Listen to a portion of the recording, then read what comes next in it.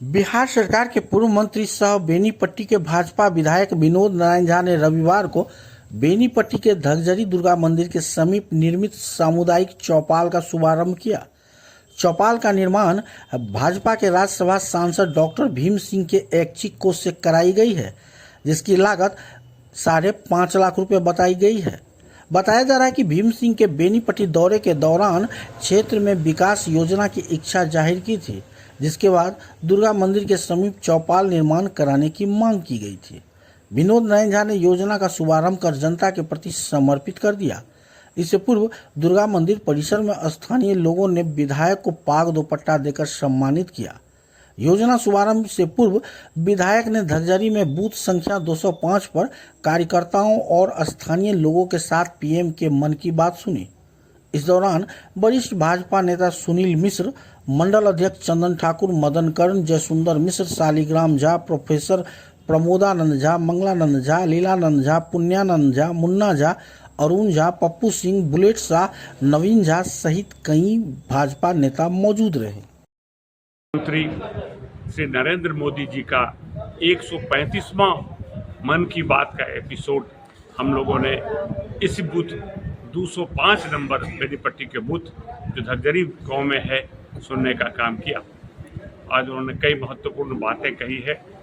उन्होंने सामाजिक कुरीतियां, अंधविश्वास से लेकर उन्होंने और विकास के कई आयाम नेभी में जो विकास हो रहा है उसकी चर्चा की है।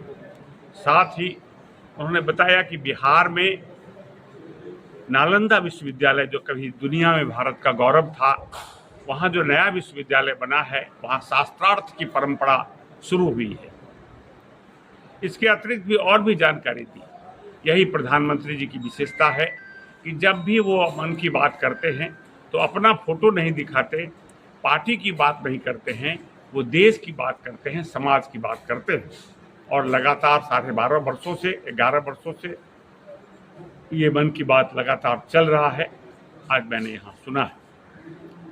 आज मैं एक जानकारी आपको और दे दूं कि मेरे लिए एक बहुत ही अच्छी खबर है कि बिहार सरकार ने, बिहार के सम्राट चौधरी जी की सरकार ने बेनीपट्टी में, यह अपने आप में विशेष है क्योंकि एक सब डिवीज़न है और यहाँ जिला सत्र सह अपर न्यायाधीश की नियुक्ति यहाँ के लोगों को न्याय की नज़दीक में न्याय प्राप्त करने के लिए और सुविधा मिलेगी।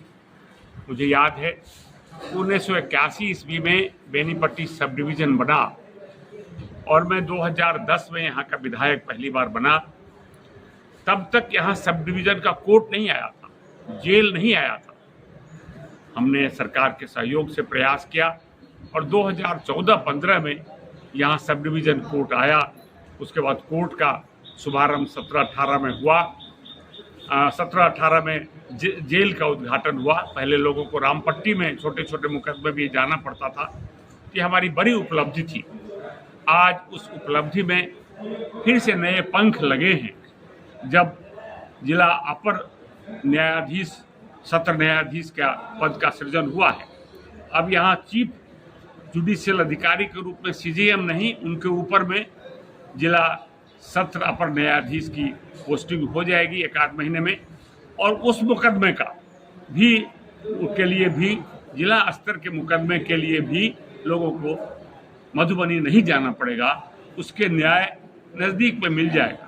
हमारी सरकार की इच्छा है कि सामान्य लोगों को आसान न्याय नज़दीक में मिले और इससे लोगों को इससे सुविधा होगी और ईज ऑफ लिविंग की जो हमारी व्यवस्था है कि लोगों को रहने सहने में सुविधा हो, इस दृष्टि में एक ये बड़ा कदम होगा।